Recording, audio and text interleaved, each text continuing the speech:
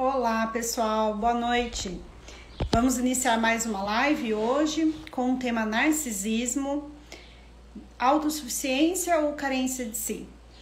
Então, vamos aguardar o Carlos entrar, né? E também alguns seguidores. Mas a ideia de hoje é pensar um pouquinho nesse tema que é bem amplo, bem contemporâneo também.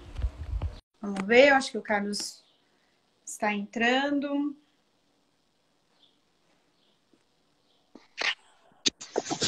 Oi, Carol. Oi, boa noite. Boa noite, tudo bem, Carlos? Tudo bom? Como é Eu que tá? demorei um pouquinho, vou até pedir desculpas, atrasei um pouquinho, porque eu estou no Instagram e eu não estava encontrando onde O que... quê? No Instagram? Acho que no meu celular. Ele atualizou e não Ah, estava encontrando onde iniciava. Aquela super expert, né, em tecnologia. Mas vamos lá. mas muda, né? Difícil. É, hoje nós temos um desafio, né, Carlos? Porque o tema narcisismo, ele já é amplamente discutido. Mas hoje, não sei se nós vamos fazer um recorte, né, por meio dessa pergunta, Aham. autossuficiência ou carência de si. Então, acho que é um desafio, porque imagino que nós vamos ter que caminhar um pouco, né, sobre a definição de narcisismo e dar um salto na contemporaneidade, né? Vamos ver se a gente Uhum. consegue. Vamos ver.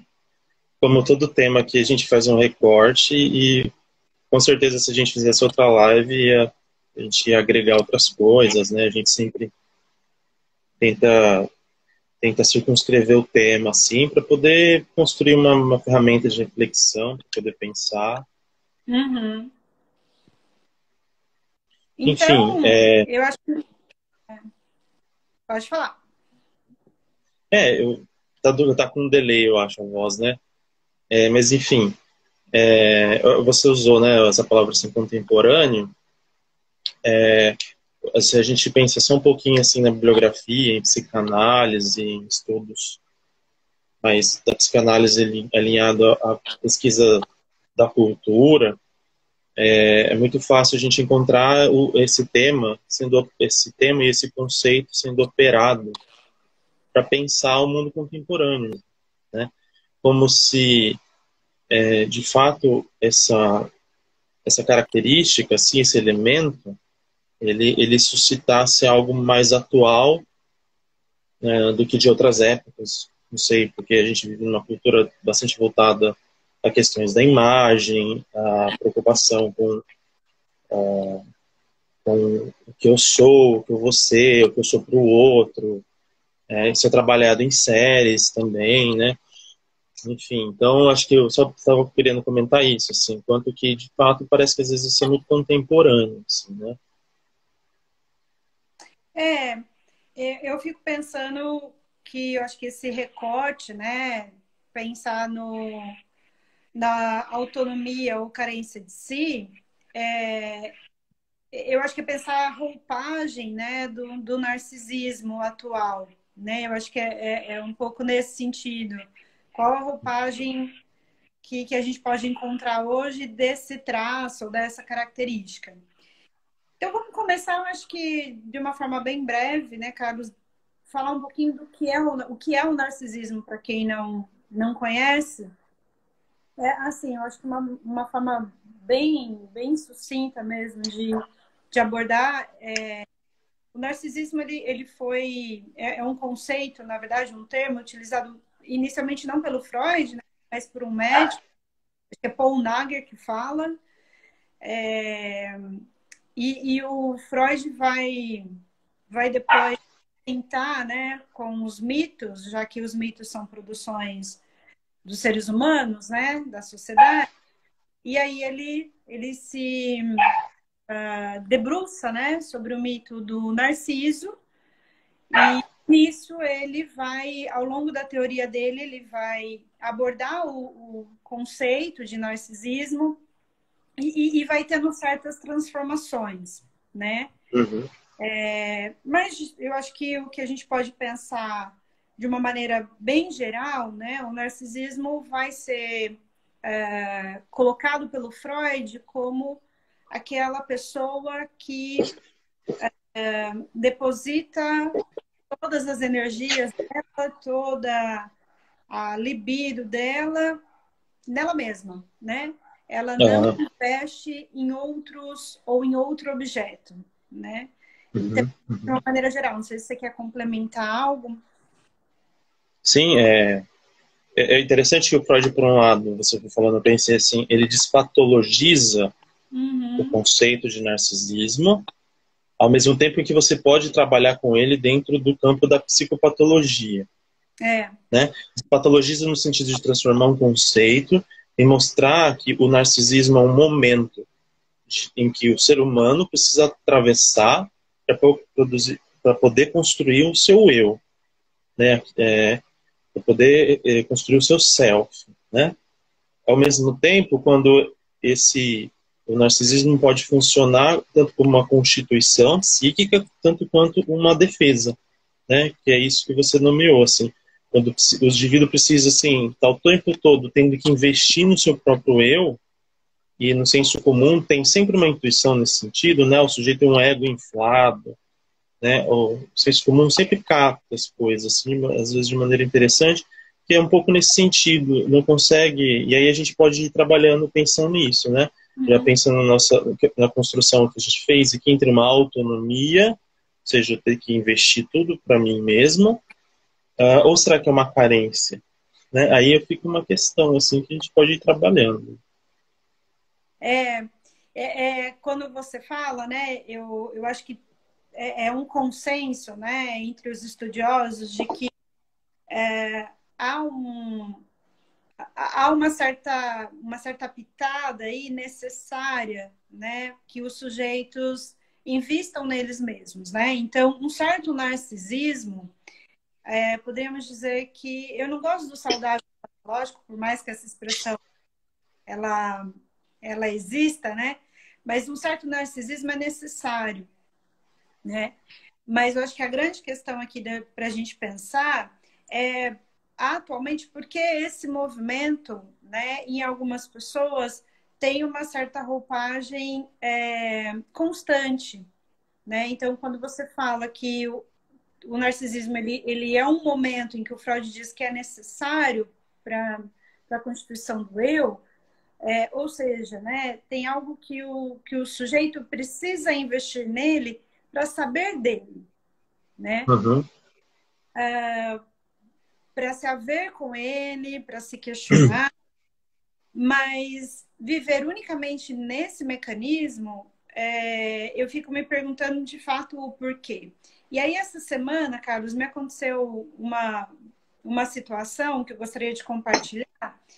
E eu estava dando aula, né, para o pessoal do primeiro ano de filosofia, da psicologia, e aí eu fui escutando muito, eles estavam apresentando o trabalho, e fui escutando muito, as pessoas precisam se amar, né, as pessoas precisam se amar, as pessoas precisam, enfim, né, em todos os contextos. E aí eu fiquei, né, isso me chamou muita atenção, e na aula eu trouxe essa reflexão de que, ok, né? A gente fica nesse discurso em que as pessoas precisam se amar.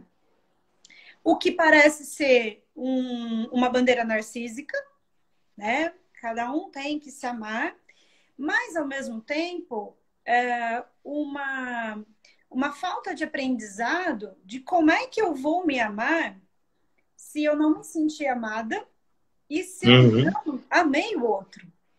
É. Então, assim, eu até coloquei essa ponderação e eu fiquei pensando um pouco no nosso tema, né? Como é que eu vou aprender sobre um investimento em mim se o externo não investiu em mim? É, isso. E eu acho que é muito interessante essa bandeira. Eu não estou indo contra as pessoas, esse movimento de que as pessoas, né, têm que se amar. Mas será que a gente também está indo no imperativo, como se o se amar fosse uma saída para a felicidade? Isso é muito perigoso, É, né? e eu vou ouvindo também no consultório que sim, algumas pessoas chegam, né, a se colocar nesse movimento de, pera, eu preciso me respeitar, me valorizar, né, diante de algumas coisas que estão acontecendo na minha vida. Sim, mas isso vai ser uma construção, né? E como fica o se amar em detrimento de um outro que eu tenho que me relacionar? Eu vivo em É, sociedade. é, Né? é. Eu não sei se eu vou muito longe, mas você falando, claro, tem aí uma compreensão assim, né, bastante rasteira, o que é esse amor de si, muito compreensível, né? A gente precisa investir em si mesmo, acreditar em si mesmo, mas isso eu acho que é uma camada. E aí, eu não sei se eu vou muito longe, mas existe um movimento que é um pouco assim, o negativo disso, mas que também me parece estar alocado no mesmo procedimento, que o Dostoiévski, ele brinca com isso no livro dele, o Notas do Subsolo. Dostoiévski, que é anterior ao Freud, né? Ele Uhum. fala, às vezes, o amor de si tá muito mais, assim, próximo a uma dor de dente, em que o sujeito fica ali agonizando, se queixando, e aquele é o maior prazer que ele tem. Ele está sofrendo, mas ele precisa daquilo para que as pessoas à volta dele fiquem ali às voltas com isso. Então aquele é o momento dele, é o momento dele se amar, ele se sentir amado, né? Então, como você falou, é uma construção extremamente necessária. E como que eu vou poder fazer esse movimento se eu não tive isso, né? Uhum. Ou se eu também não faço esse exercício de colocar esse movimento para fora. E aí você me fez lembrar dois autores que me parecem assim, que eles trabalham com a questão do narcisismo de uma forma assim muito sofisticada, que é o Winnicott e o Lacan. Quando eles vão falar, tanto um quanto o outro, falam da função especular da mãe, né? Uhum. E o quanto que a mãe, a função daquele que exerce esse lugar, assim, de cuidado, de sensibilidade, né, para a criança, ela é um espelho e ela responde às emoções e a criança, de alguma maneira, se identifica com aquilo que está na frente dela. De alguma maneira, aquele é o sinal em que a criança pode identificar as emoções que tem dentro dela a partir do outro. E isso é primoroso, é primordial, fundamental, porque isso vai recair depois na vida do sujeito lá na frente, porque o narcisismo, ele é usado no senso comum como um xingamento, às vezes, porque tem uma certa intuição dessa ideia do ego inflado, né? Mas que o narcisismo, como conceito, ele constrói padrões de relação intersubjetiva. Padrões, assim, como que eu me vinculo ao outro, como que eu me vinculo às minhas experiências comigo mesmo. Então, se eu não conseguir fazer exercício, ou se eu não tive sorte de que alguém tivesse feito comigo na minha história subjetiva, então isso vai se tornar muito precarizado, né? Então na vida relacional, vai ser complicado o exercício. Aí me parece que as duas saídas, né? Ou vou tentar criar uma imagem de autonomia radical em relação ao mundo, o que é muito comum, e esse é muito da posição assim, da neurose, né? O Freud fala, a neurose, em alguma medida, é aquilo que afasta o sujeito da vida em sociedade. Ele tenta produzir o prazer que seria produzido coletivamente, individualmente. Só que aí está o problema, né? A gente precisa entender que esse indivíduo, essa individualidade, ela não é de fato aquela ideia do indivíduo que consegue sustentar a si mesmo, mas compreendendo que às vezes ele é dependente do outro. Essa individualidade radical está muito mais ligada no padrão narcísico a uma defesa mesmo, a uma dificuldade de se relacionar, né? E aí muito mais a uma carência, talvez. É, eu fiquei pensando mesmo, né? Eu tendo hoje a pensar que talvez algumas manifestações narcísicas de fato representariam mais uma carência do que uma autonomia, né? Uhum. ainda mais nesse imperativo do eu me amo, eu me basto, né?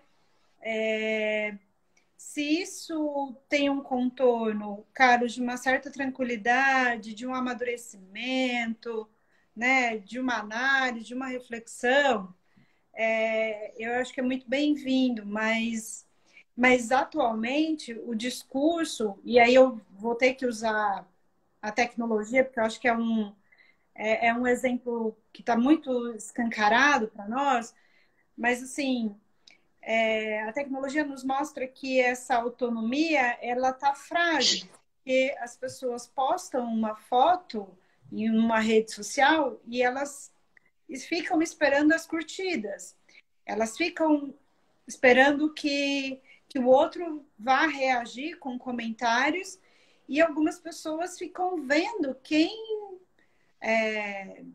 viu, quem visualizou, quem não visualizou, por que fulano não visualizou, né?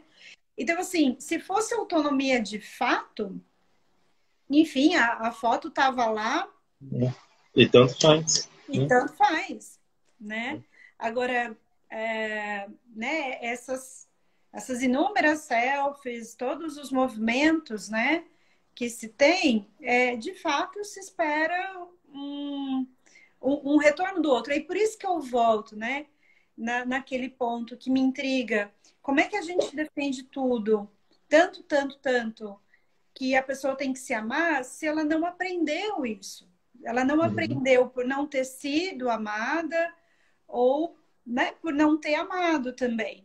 E esse ter sido amada, eu não estou colocando unicamente a culpa nos pais, não é? Né? Mas como que foi esse desenvolvimento, né?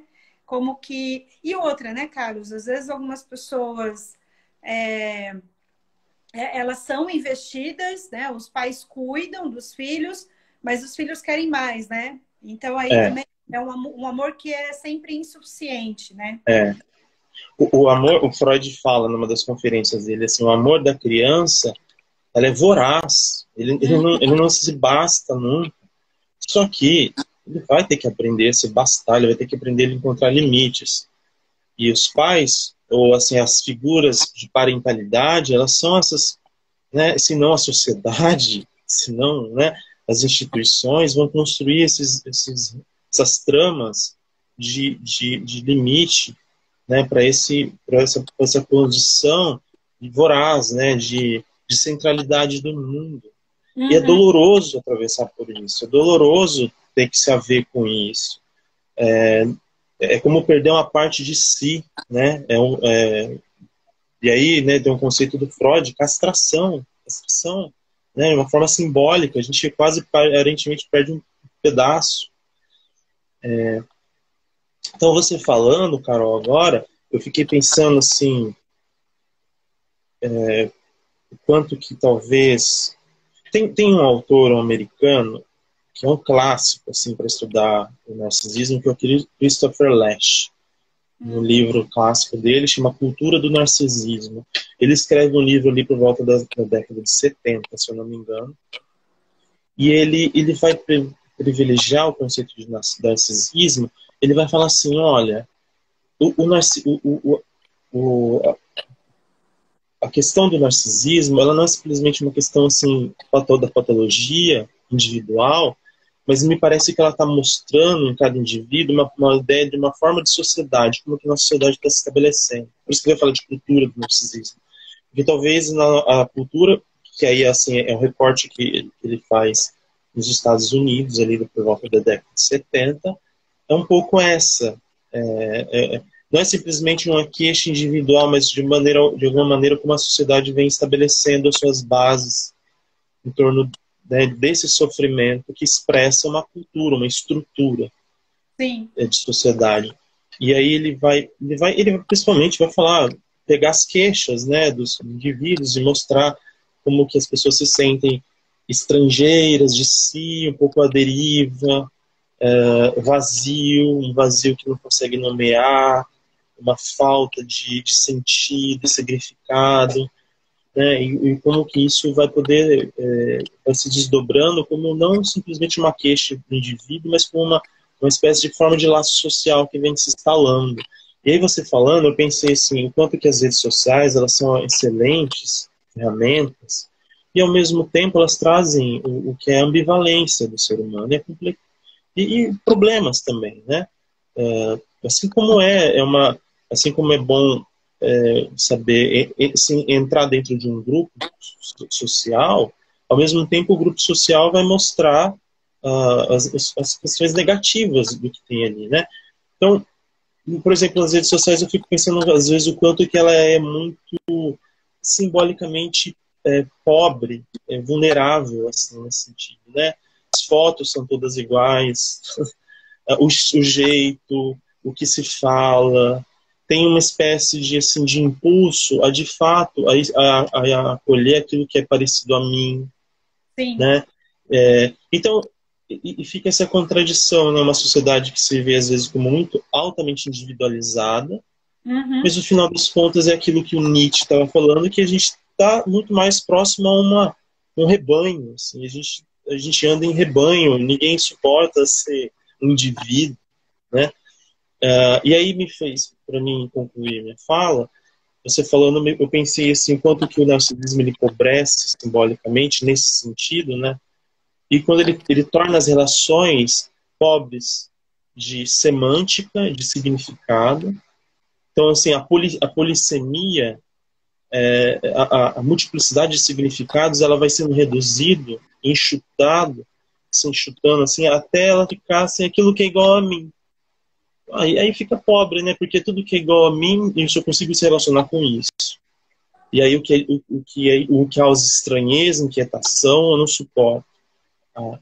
E outro movimento me parece que é assim, que é uma falta de vozes, de papéis diferentes, né? Uma pobreza polifônica, que é eu não consigo assumir outros papéis, eu não consigo assumir outras posições, por quê? Porque eu vou ter que sair desse registro em que tudo tem que ser igual a mim e não vou abrir espaço para coisas diferentes de mim, né? Que vão me enriquecer. E nem enriquecer só para mim ficar legal, não, para mim questionar às vezes, para mim mudar de posição. Então isso é o simbólico, me parece, nesse registro que vai sendo enxutado, sendo reduzido, resfriado, assim, ao ponto de ficar pobre, né? E complementando a tua fala, né, eu acho que essas relações virtuais e as redes sociais são, de fato, pobres, né, uma, em processos, né, do simbólico, vamos dizer assim, mas, ao mesmo tempo, o imaginário reina, né? Então, quando você falou do Lacan e da palavra especular e também do Winnicott, né? Eu acho que, só para retomar, eu fico muito intrigada por que as redes sociais elas hipnotizam as pessoas. Elas nos hipnotizam, né, Carlos? Vamos nos incluir. É, Porque senão parece uhum, que a gente está falando do outro, né? Então, assim, por que as redes sociais nos hipnotizam? Né? Você tem mil coisas para fazer, mas você fica ali no celular vendo, passando foto ou vendo vídeo, enfim.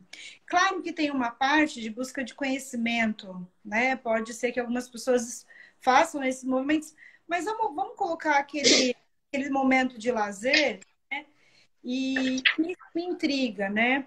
Alguns celulares indicam agora o tempo que você ficou usando os aplicativos no seu celular, o quanto foi entretenimento, o quanto foi, enfim, de tempo uhum, útil, tempo inútil, vamos colocar assim, né?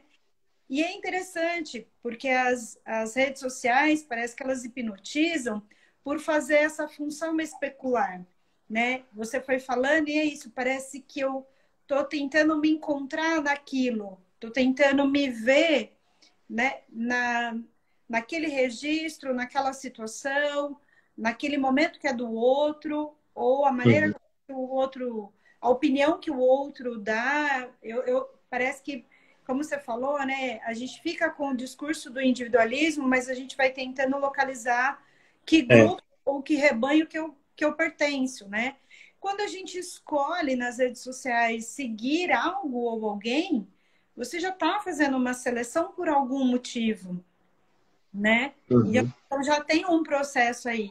E explicando um pouco o que é essa relação especular, né, Carlos, eu vou fazer a comparação com o espelho, né? Então eu tenho a minha pessoa aqui olhando ou sendo olhado por alguém, né, que vai traduzindo o que eu sinto, o que eu penso. O Winnicott e o Lacan vão falar isso, né? Então, na relação inicial, por exemplo, mãe-bebê, a mãe vai olhando para aquele bebê e vai traduzindo, né? Isso é choro de fome, isso é choro de birra, agora está com sono. Então, há um outro ali que traduz, que organiza, né? O que Uhum. você está sentindo e vai nomeando, né? É, E aí parece que as redes sociais vêm com essa função. Então, eu não sei o que eu penso, mas aí eu começo a pensar a partir do momento que eu sou capturada por uma outra opinião, uhum. né? De um influenciador digital ou por algum repórter, algum jornalista, né? Uhum. Parece que as redes sociais vêm fazer essa função. E aí, para concluir, eu acho que é mais um item para demonstrar a carência. É, a carência, né? Porque se eu estou tão hipnotizado, né? Fala. Você usou, né, explicou assim, muito bem a ideia do especular, e de fato, né, assim, e, e é paradoxal, porque a gente precisa desse movimento, e ao mesmo tempo ele é um movimento perigoso, em que eu posso ficar alienado, eu posso me perder na imagem que eu imagino que o outro tem de mim, né? Então, assim, é uma corda bamba É, para poder sair disso e ter que se ver com um certo vazio, ter que procurar por si mesmo, investir. Claro, sempre eu, com alguma forma, com aquela referência que eu pude construir lá, né? Pude construir e foi construída em mim. sim. É muito o Winnicott, ele vai falando, ele vai movimentando sempre conceitos paradoxais, assim, né? O quanto que são condições, às vezes, em que eu crio objetos que eu encontro, na verdade, ou que eu encontro objetos e sinto que eu os criei. Porque o narcisismo, ele circunscreve uma posição de indivíduo que é muito interessante, assim, que é uma espécie de ilusão mesmo, assim, vou usar um termo do Lacan, de engodo, e de ficar capturado, né, de seduzido. E é muito perigoso isso, perigoso no sentido de que isso pode, de fato, me prender de uma maneira em que depois eu não consigo escapar. É, Mas e aí o quanto a gente ele é tão assim, ele captura, né, ele tem uma dimensão tão assim que de fato me parece também que as redes sociais elas atualizam isso na relação psíquica do indivíduo com o mundo, porque de fato fica ali capturado, fica ali selecionando aquilo que é um investimento igual a mim, né? Fala-se muito assim das bolhas, em que bolha você está, assim, né?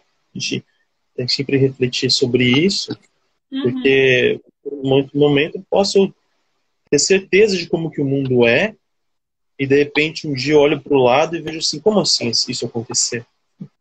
Como assim? O mundo não é assim. Não, meu amigo, o mundo é polifônico, polissêmico, assim.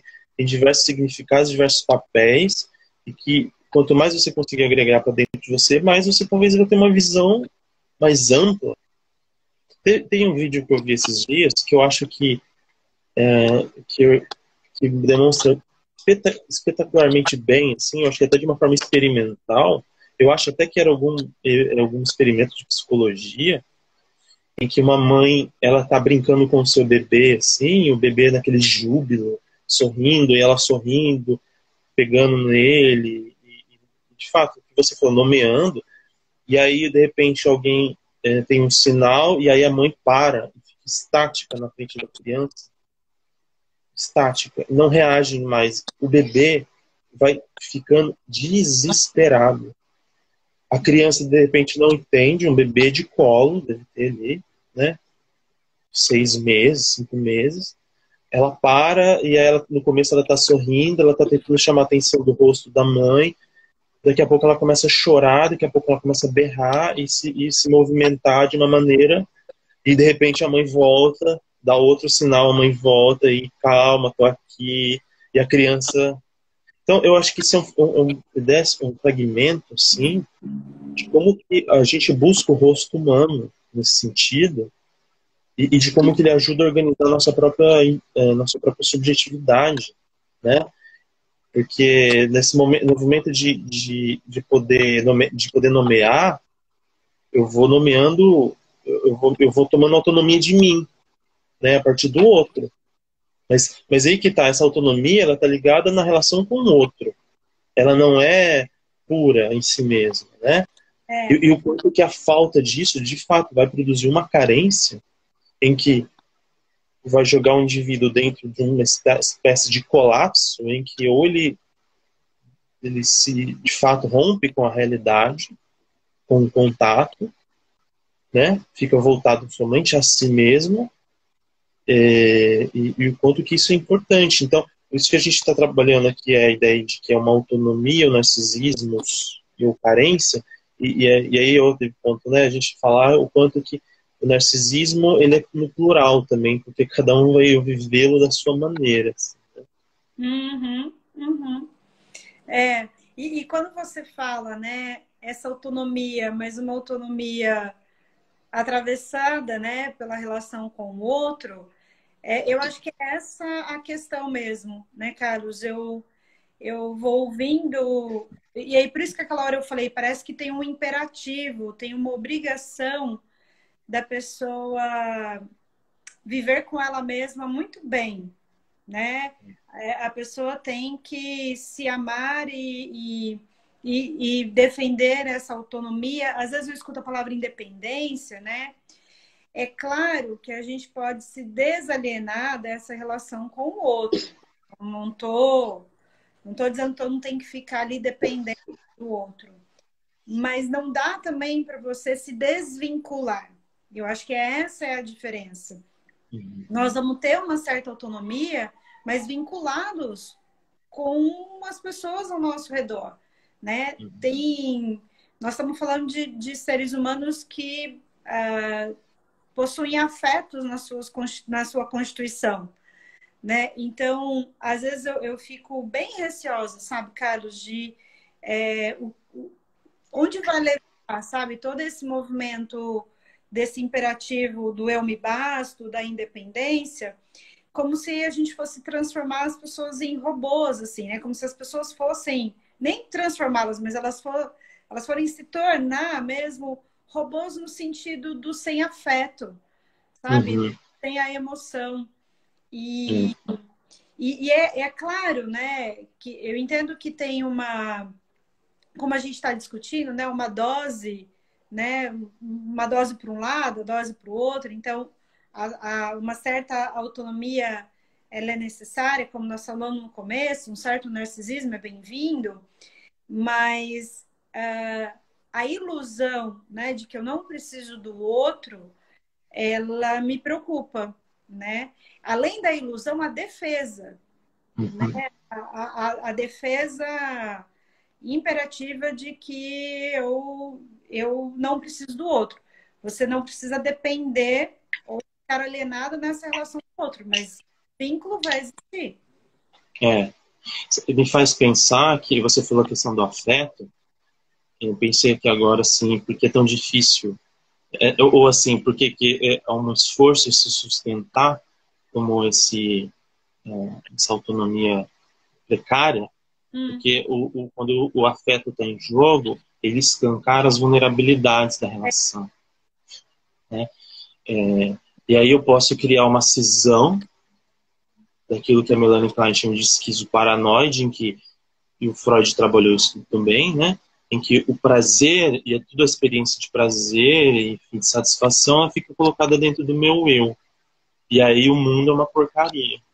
O outro é um banana, estou rodeado de idiotas, de imbecis, né? De, sei lá, de fascistas, de... Por quê? Porque aí, o quanto, no final das contas, eu não consigo lidar com um certo registro de ambivalência, né? Ou seja, de que o mundo ele é muito mais cinzento, ele é mais complexo, ele não é preto no branco, ele é cheio de variações, não é 8 e 80, né? Hum, E parece que muitas vezes assim, um traço narcísico, esquizoide, ele vai se comunicando com o mundo, às vezes meio um pouco assim, aparece na clínica. O sujeito é 8 ou 80. O sujeito é assim, enfim, né? Vai entrando nesses movimentos. E é interessante como que o discurso social ele é capturado, às vezes, por essas incidências, essas formas de vínculo que são complicadas, assim, como a gente está lidando, e transformam isso, assim, numa espécie de ideal, né? Então, essa autonomia, às vezes, pode se virar, assim, empoderamento, é, empowerment, né? A é. gente, a gente pegou essa palavra do inglês, como a gente adora fazer aqui no Brasil, né? Trouxe empoderamento, assim, não, porque é isso, sim. Ou transforma isso num discurso, assim, um pouco, aquele discurso da bolsa de valores, assim, né? O sujeito é uma espécie de... ele faz assim mesmo, assim, né? Ele, ele tá... ele vai conquistar o mundo. Ele vai... Só basta querer. Só Uhum, basta força de vontade. uhum. Então ele vai conseguir... Então a gente tem que tomar cuidado com que o discurso, o laço social, ele vai capturando esses registros, assim, e vai transformando isso em uma espécie de ideal em que o sujeito vai ficando alienado também nisso, sim, e não vai se questionando. Ele vai transformando isso no motor da vida dele, o sofrimento vai fazendo água, vai escoando, e uma hora colapsa. Porque, assim, o ser humano, ele, se der para ele ir até o fim, até a máquina parar, ele vai, assim, né? Sim. Porque, assim, né, essa questão da vontade de se isolar, da vontade de ser um indivíduo completamente apartado, é muito comum mesmo, né? Me lembro no estágio no CAPS 2, às vezes fazia grupos com pacientes bastante vulneráveis, bastante em estados de sofrimento agudo, assim, e era muito comum, assim, uma expressão do tipo, minha vontade era de ir para uma casinha no meio da floresta, não ver mais ninguém lá, né? Ir para uma montanha e ficar lá. Tem um idílio aí, né? Uma espécie assim, de fantasia de retorno ao estado em que não tinha conflito, não tinha atrito. É um movimento, me parece, assim, uma pulsão de morte. Né? Assim, voltar a um estado anterior em que eu sou um só com o mundo, em que não tem diferença, e eu vou lidar com isso, sozinho. Então, Carlos, mas será que essa não seria uma saída para tentar lidar com as avalanches que nós somos, ah, enfim, de uma forma que nos acomete, né? De maneira surpreendente, assim, das inúmeras demandas, né? Tá, Então, então, assim, você fala no sentido de ir embora, assim, ficar isso, sozinho. é. Então, mas eu entendo a tua colocação, Uhum. mas sabe, porque você estava falando, e aí eu vou pegar a segunda parte, né? A gente estava falando da autonomia, né? Então, falando da carência de si, eu até tinha comentado com você de um dia a gente poder fazer uma live sobre o tema carência, mas ele me veio enquanto você falava, e eu fiquei me perguntando, né? O que seria a carência atual, né? O que é essa carência que as pessoas estão dizendo que nossa, né, as faz sofrer. E se o narcisismo não seria uma forma de defesa, de fato, né? Você usou esse termo. Uhum. Se o narcisismo não é uma defesa para não acessar essa carência, né? E a carência, vou usar o termo do Lacan, sempre o ser humano demanda, e toda demanda é demanda de amor, né? Então, assim, há uma necessidade, né? Ah, há um sujeito que quer significar algo para o outro. Ah, não estamos aqui na Terra, não estamos porque queremos significar alguma coisa para alguém, né? E aí, uma das formas, né, que a gente está discutindo, você já até destacou que o narcisismo aí está no plural, mas será que esse movimento também de se isolar, né, enfim, de postar a vida toda nas redes sociais, né, seria uma maneira de dizer, tá vendo como eu consigo sozinho, tá vendo como eu evoluí, né? Olha só como eu amadureci, eu não preciso de vocês, mas talvez esteja tamponando ou mascarando, de fato, uma demanda tremenda de amor, mas que não pode ser assumida. É. Eu penso que é isso, e que pode ser uma saída diante do que você falou, uma avalanche, né? Pode ser uma saída. Só que eu fico imaginando que enquanto a gente precisa pensar quando isso é uma fuga da realidade, É verdade. né?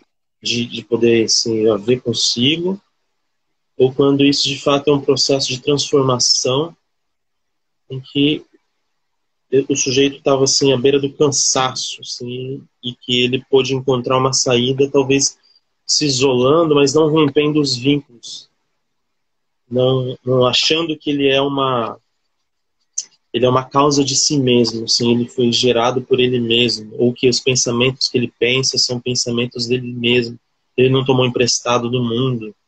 É, Ah, e aí tem assim, eu acho que existir e poder aceitar que você não seria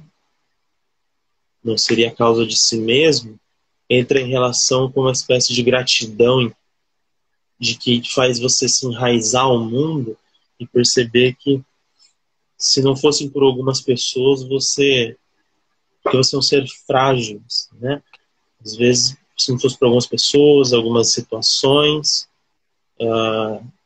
que demonstraram de fato que há uma dependência parcial do mundo, extremamente necessária, inclusive para mim poder suportar a carência que tenho comigo mesmo, né? uhum, Acho interessante você falando assim, também não sei se eu vou muito longe agora, mas Nietzsche no Zaratustra, o Zaratustra ele sobe na montanha e fica 10 anos lá meditando, né? Aí um dia ele acorda e fala assim, eu vou descer a montanha. O cálice tá cheio, tá transbordando. Aí ele sai assim, né? Olha pro sol e fala assim, nossa, sol, que sorte você tem de brilhar em mim, né? E aí o Zaratustra desce, o personagem desce, vai para a cidade, vai falar as boas novas, vai falar o que ele descobriu de sabedoria. Ninguém dá bola, todo mundo passa por cima dele, e ele fica super ressentido. Como assim? Né? Eu, sábio, o sol nasceu para brilhar, para olhar para mim, né? E, e é isso. E aí tem toda uma trajetória do Zaratustra, assim, ele vai passando por diversos personagens, ele vai se conversando, e vai tendo que atravessar o próprio ressentimento da cidade, total indiferença do outro, da humilhação que às vezes se sente, porque a gente se sente muito orgulhoso de si, de poder amar a si mesmo, né? E perceber que, de fato, às vezes você vai encontrar algumas pessoas para aquilo faz sentido, para outras não. Poder lidar com isso é significativo. Então, tentar operar dentro de um certo registro de autonomia é muito importante. Poder, assim, ter sangue, ter substância, ter brilho, como fala um vídeo de um professor aí, né? O Clóvis. mas sabe que você falou, Carlos, e uma questão assim, né? Parece que para que a gente possa, de fato, pensar e o ser humano conseguiu atingir uma certa autonomia saudável, né? Não achei outra palavra. Ele precisa entender, né, que para lidar com a carência dele, ele precisa assumir que precisa do outro, que ele precisa desse mundo, mas não precisar de forma genuína, né, sem a alienação, sem, né, a dependência. E aí, de fato, talvez ele atinja a autonomia dele, né? Então, ouvindo, eu fiquei pensando, talvez esse seja um trabalho, uma direção da análise, por exemplo, né?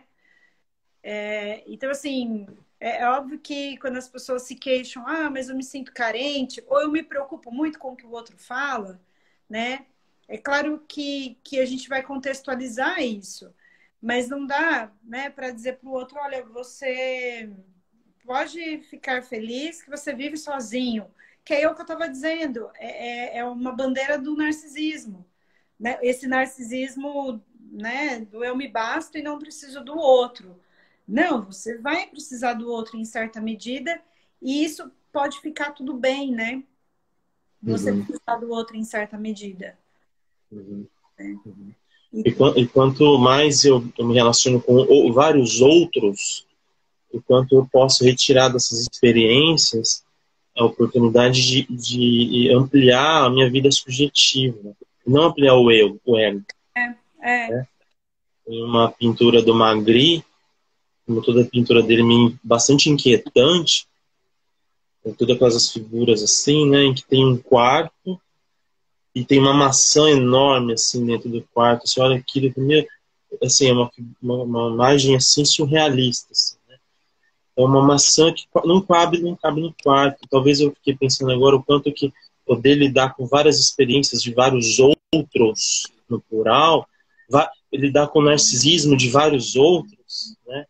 É uma forma de poder ampliar o quarto, de poder ampliar a mente, de poder aprender com a experiência, ampliar a mente, para poder sustentar diferentes formas de vida, de relação, de vínculo. Mas é claro, você construiu enquanto indivíduo, nós construímos enquanto indivíduos, certos padrões que trazem mais alguma uma espécie de acomodação, tudo bem. Cada pessoa tem uma espécie de temperamento, uma forma de se vincular ao outro, e que às vezes é interessante, os pacientes ensinam muito a gente a lembrar de coisas assim básicas, né, da psicanálise. Né? Um paciente uma vez falou assim para mim: eu venho aprendendo a me aceitar da forma como eu sou. Isso é extraordinário, eu acho. Assim. Aprender a sustentar aquilo que você é.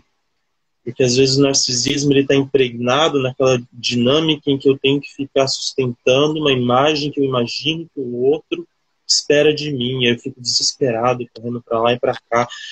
Eu estou orientando isso porque às vezes tem aquele imaginário do narcísico como aquele autônomo, aquele ser assim, um pouco gato. Né? O Freud usa até esse exemplo na introdução ao narcisismo. A gente tem um fascínio, eu acho, pelo gato, ou ele brinca, assim, porque o gato é aquele animal um tanto indiferente, assim, ele olha para você, aí você chama ele vira e vai embora. E aí daqui a pouco, a hora que você vê, ele tá ali. Por quê? Porque ele quis. Enquanto o cachorro parece que é muito mais ali, desesperado para ter a atenção do dono, né? Eu lembro do Mezan, em umas aulas, falando assim: você é mais cachorro ou mais gato, né? Na sua dinâmica narcísica, brincando com a sala, né?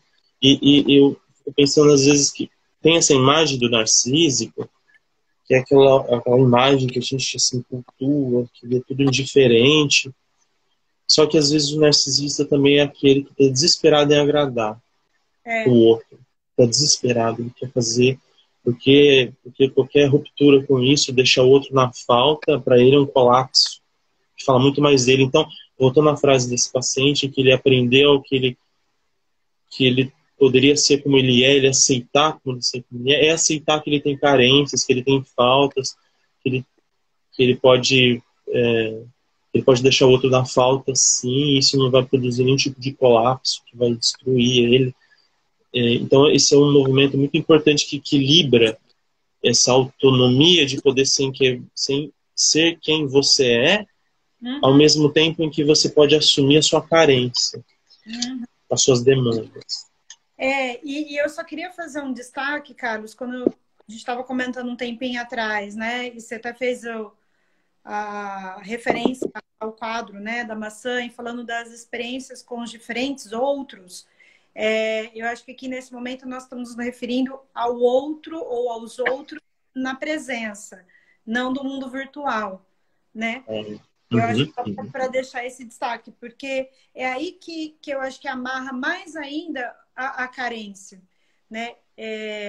O mundo virtual e a quantidade de, enfim, de likes, né? Fugiu o nome, curtidas, likes e visualizações, parece que tende a te colocar numa demanda de amor, mas não é o suficiente, né? Então aí você tem que publicar de novo, né?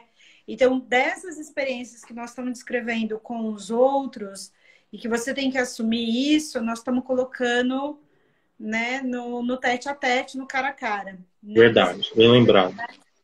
Que parecem, né? Eu acho que as pessoas também foi mudando um pouco o conceito de intimidade, né, Carlos? Parece que tem uma proximidade, uma intimidade com esse outro no virtual, né? E aí dá essa ilusão, né? De parece. quanto Né? eu sou querida, né? O quanto eu sou amada. Isso me lembra, eu acho que foi a nossa primeira live. A gente falou das tecnologias.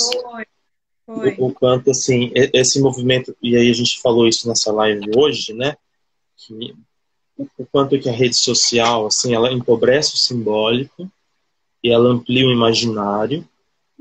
Ela cria essa ilusão, esse engodo, que eu, de fato, é como se fosse íntimo. Eu já ouvi muitos YouTubers falarem isso, assim, as pessoas me encontram como se eu fizesse parte da vida delas cotidianamente, eu sinto uma intimidade que elas colocam em mim, que eu acho estranhíssimo, né? Já ouvi pessoas falarem assim. Porque, de fato, a pessoa, ela todo dia acompanha aquele canal, então, assim, a pessoa mostrando a vida dela, como que ela é. Só que a gente esquece que tem o corte, que tem a edição, que ela não mostra tudo, ela pode aparentemente mostrar tudo. E claro, no vídeo ainda tem um movimento do real ali, que pode aparecer, como a gente conversou naquela live, eu lembro, né? Como as lives, elas vão ampliando, e talvez melhor do que só as fotos, elas mostram um pouco essa intimidade mais próxima. Sim. Só que tem que ter um cuidado, porque ali também tem muito do imaginário, do que ela quer mostrar. Então o que a gente está falando aqui é relação com os outros, de fato, no tete a tete, assim mesmo, na relação.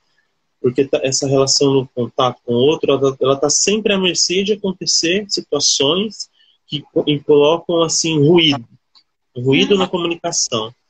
E aí é o que o mal-estar na civilização acontece. É no ruído. Eu tenho certeza do que eu falo, mas não sei do que chega aí. E sabe, Carlos, eu não sei como que nós estamos de tempo. Também não. Também não. Bom, vamos caminhando. Hora que aparecer aí, a gente... Tudo bem. Mas sabe que eu fico pensando a questão...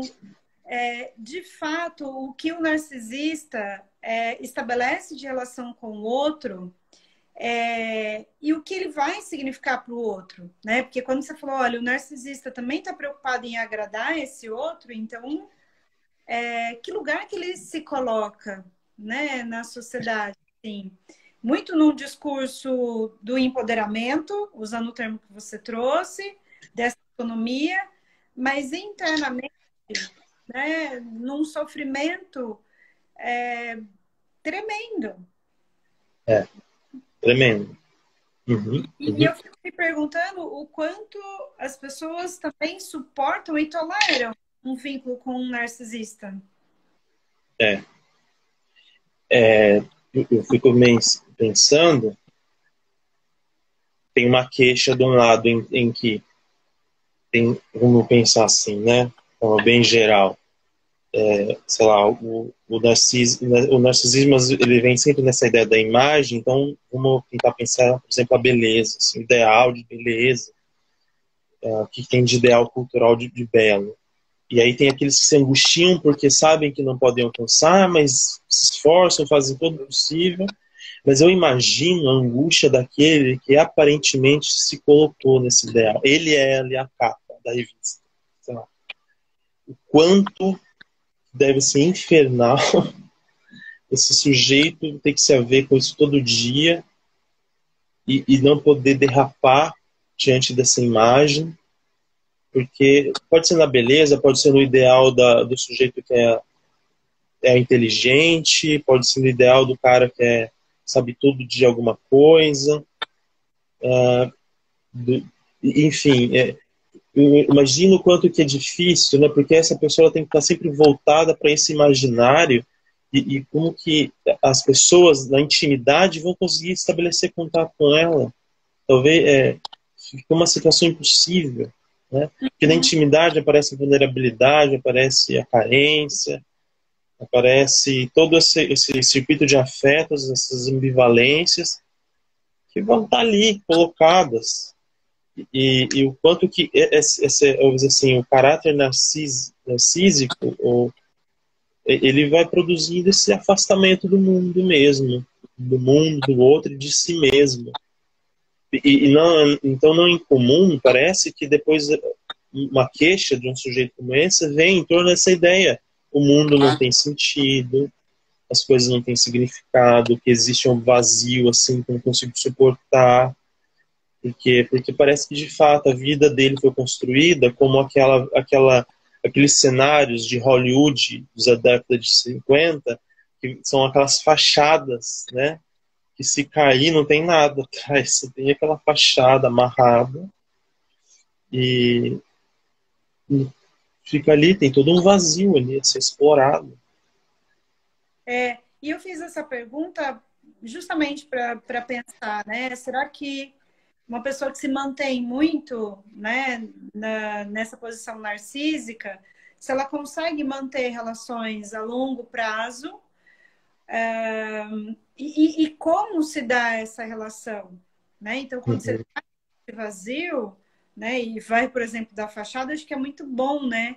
Porque é isso, é o luminoso ali, né? Como se tudo estivesse muito belo, muito organizado. Mas afinal, né? O que esse outro também quer de mim, né? E o que eu posso oferecer para esse outro? É muito angustiante perguntas, né? E parece que o narciso ele evita, né? Ele evita esse tipo de Ele, pergunta. Ele ele evita, Hã? ele evita se angustiar, né? É. E aí muito significativa a imagem do Narciso, do mito, né? Morre da sua própria imagem, né? E todo o vínculo, como que poderia funcionar um vínculo, né? Eco e Narciso. Eco só pode falar e repetir o outro.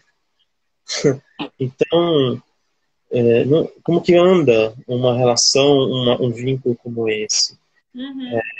Eu só penso agora assim, quanto que nessa ideia de construção de vínculo, da teoria do Bion, na teoria dos vínculos dele, em que ele fala os vínculos eles podem estar voltados para eu poder acessar um conhecimento, né, aquilo que ele chama de K, em direção ao conhecimento, mas ele também pode se inverter numa relação menos K, ou seja, uma relação em que aquilo está a serviço da obstrução do conhecimento, da obstrução de eu acessar o outro, de eu acessar a mim mesmo, as minhas questões, minhas demandas. Então, como que pode suscitar isso? Eu fico pensando que isso se alinha a toda a reflexão que vem sendo feita lá pelo Byung-Chul Han, de uma sociedade de desempenho, porque tem que ser tudo positivo, tem que estar assim, tudo às claras, tudo mostrando. Mas essas luzes, como falava o professor Luiz Carlos Parreira, ele falava assim, uma luz muito, muito perto dos olhos, ela vai te deixar cego. Então, esse movimento de todo desempenho, a única saída às vezes vai ser de fato o cansaço, a hora que o negócio abaixa assim, de uma vez e não suporta. Eu me lembrei de um exemplo que aconteceu comigo, conversando quando antes da pandemia eu ia para São Paulo, estava num hostel, e aí eu estava jantando, aí comecei a conversar com um indivíduo lá, e o indivíduo, um rapaz novo, assim, falando que ele era super, né, lidava com essas questões de tecnologia, e eu comecei a falar que em um momento entrou em depressão, e aí ele foi para uma espécie de terapia no campo, assim, achei curiosíssimo, que eu e ele estava falando ao mesmo tempo entrou em depressão, mas também estava sofrendo daquele estresse, assim, né, o burnout, como se Hum, fala, né? Ele não estava aguentando mais trabalhar. Só que aí a terapia que ele fez na fazenda lá era um processo assim de superação, assim, que dava continuidade àquilo que ele fazia na vida cotidiana. Então, um dos movimentos lá era ele tem que atravessar um rio a nado com um cara gritando na orelha dele: você consegue, você é o máximo, você é o escolhido, não sei, e o cara atravessa um rio a nado, tem todo aquele êxtase, aquela hum, catarse, nossa, aí era isso, subir numa árvore, gritar, fazer não sei o quê, e eu pensei como que era curioso que era o mesmo processo que aparentemente poderia ter acontecer, que levou ele ao burnout no cotidiano, aí é o excesso, sim, porque você não pode se mostrar frágil, então sim. você não pode mostrar que você está cansado, que você não aguenta mais. Então, aonde isso vai levar, né, Carol? É. E sabe, Carlos, eu estava pensando que talvez esse assunto não seja muito confortável, né? Porque falar do narcisismo, autonomia ou carência de si, né? Esse recorte com essas duas questões, eu acho que traz uma reflexão. Nós não estamos trazendo uma crítica, mas eu acho que uma reflexão sobre o Uhum. movimento que às vezes coloca pessoas, seres humanos em sofrimento, né? É, Há um imperativo aí, né, midiático que algumas pessoas imaginariamente, né, embalam mas ao mesmo tempo eu só queria dizer que eu acho que é um assunto que incomoda, porque vai na contramão do que todo mundo faz, do que uhum, acontece, é corriqueiro, né? uhum, Por isso naquela hora eu me corrigi dizendo, né, nos acomete, né, para não falar só do outro, e ao mesmo tempo é uma palavra que você sempre usa, né, Carlos? Eu acho que traz e evidencia de novo a nossa precariedade, né? Então, pensar que não há uma autonomia sem o atravessamento do outro e que há sim demanda de amor é pensar na nossa insignificância. é, é, Então, o narcisismo, os narcisismos, né, vamos colocar no plural, para mim é uma defesa, sim, e tudo bem, uhum, defesas existem, né? A gente só está pensando, ela está à função de quê, né? Então, ela está, uhum, talvez, em alguns casos, para não acessar essa carência, né? uhum, E aí ficar numa defesa constante. Então, eu sou independente, eu me basto, eu sou autônomo. Mas, uhum. enfim, é isso. Acho que é para dizer que incomoda, porque nos coloca nesse lugar de por que você acha que você é tão importante assim? É, Você não é tão é, importante assim. Mas é difícil, né? é difícil pra caramba. Difícil É, ouvir, é difícil lidar, é difícil internalizar, né? uhum, uhum, Então, sabe o que eu pensei, Carlos? Eu vou usar um termo que talvez algumas pessoas estranhem, mas eu acho que é um outro desmame, é, né? Parece que a gente tem que desmamar das curtidas, dos likes, e a gente não quer. uhum, A gente já teve que desmamar antes, né? A gente já teve que abandonar o colo, né?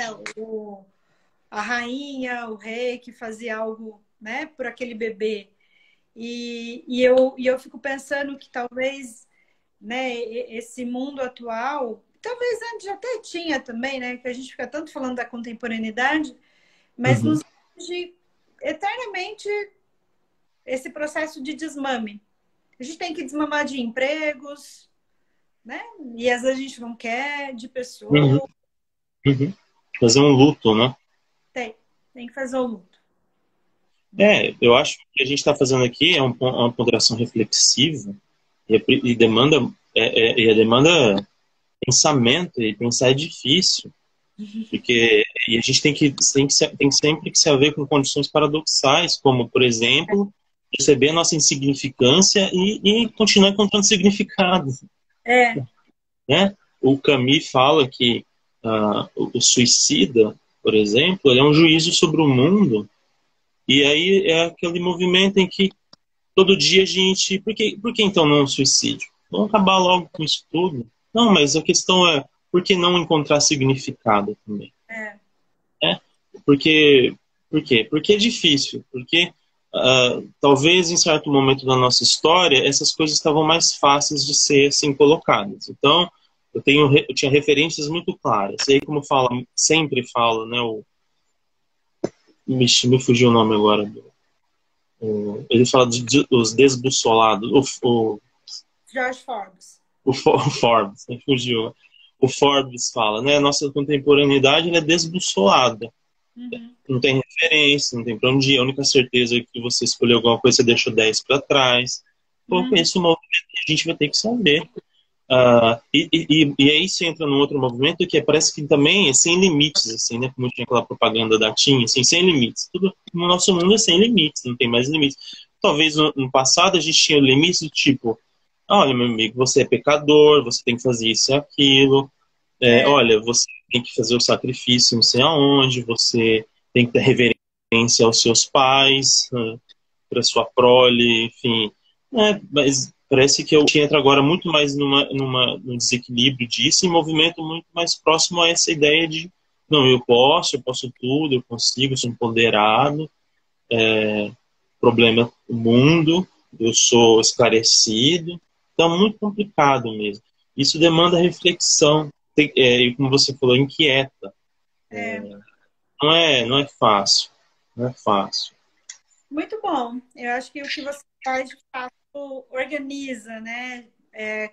Quando eu falo da gente saber que a nossa insignificância é também da nossa insignificância para o outro, né? Que eu não sou tão importante assim para o outro, mas é continuar a buscar um significado não para o outro somente, né? É, Então, eu acho que é nesse sentido. Mas, de fato, é encontrar um sentido também que não dependa unicamente, né, desse outro concordar ou não, né? uhum, uhum. Muito bom. Então, há uma carência, né, Carlos? Vamos continuar demandando, né? Vamos. Mas vamos depois, quem sabe, para uma outra pergunta, né?